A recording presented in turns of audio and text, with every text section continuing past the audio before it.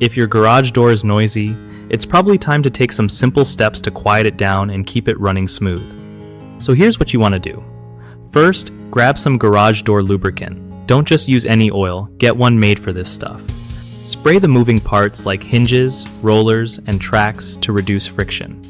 Next, check all the bolts and screws and tighten anything that's loose because rattling hardware makes noise for sure.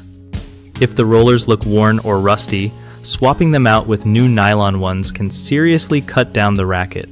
Also, clean the tracks to make sure dirt isn't causing extra wear and noise. Don't forget to check the springs. If they're squeaky or rusty, a little lubrication helps, but be careful because springs are under tension.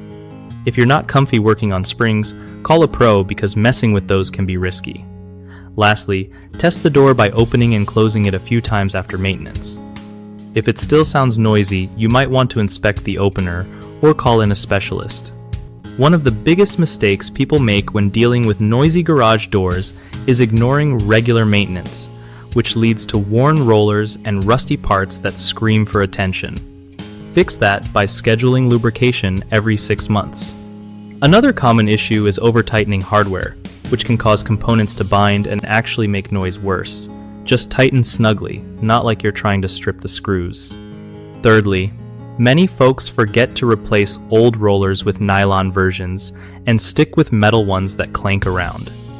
Switching rollers can be a game changer for quiet operation. BigHomeProjects.com is an awesome spot where homeowners can find trusted local contractors who really know their stuff for garage door repairs or any home project. Plus, it's a great way for contractors to connect with people looking for reliable help without all the hassle.